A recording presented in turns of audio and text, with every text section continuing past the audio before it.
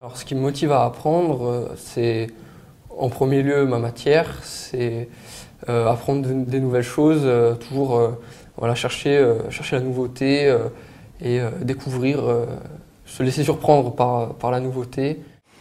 Puis après, il y a aussi des choses très importantes, mais qu'on y pense moins souvent, c'est notre avenir. Forcément, je ne pense pas que je ferais ces études s'il n'y avait pas un avenir derrière et un travail qui m'attendait. Cette spécialité s'ancre dans mon projet professionnel et du coup me motive encore plus à fournir de bons résultats, à m'impliquer et à être motivé dans mon travail.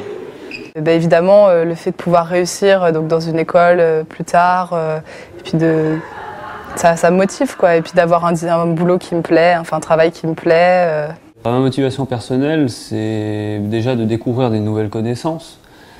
Et surtout, moi étant dyslexique, c'est lorsque je suis face à une difficulté d'apprentissage, j'ai l'occasion de pouvoir travailler avec ma dyslexie et de l'utiliser comme un atout et comme une arme pour apprendre plus rapidement. Alors, ce qui me motive dans mes études, c'est le fait de pouvoir continuer à évoluer et à progresser, parce que j'ai une expérience d'une douzaine d'années dans l'industrie.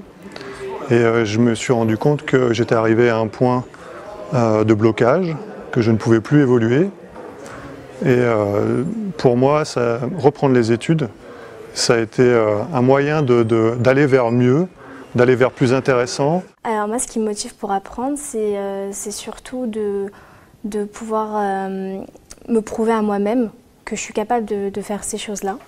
J'ai envie de dépasser mes propres limites, en fait. J'ai une tête, j'ai un cerveau, je veux le faire travailler, je veux aller au bout de mes limites. L'institution universitaire amène des éléments très motivants. Par exemple, elle met en place du tutorat pour les élèves en difficulté. Elle permet également aux étudiants, elle leur permet de faire du tutorat pour des classes inférieures.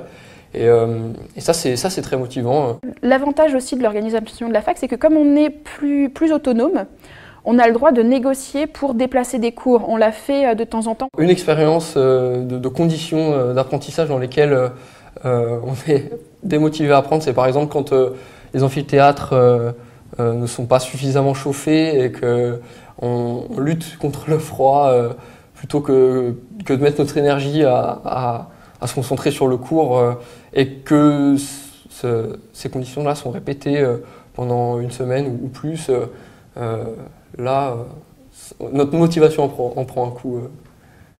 Alors, les facteurs que je trouve très démotivants, c'est le manque de temps.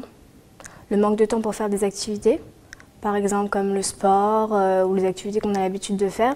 En dehors, on a beaucoup de concessions à faire. On ne peut pas tout faire en même temps. Et aussi le manque de sommeil. C'est vraiment très important et ça, je sais que par rapport à moi, c'était le plus dur, quoi.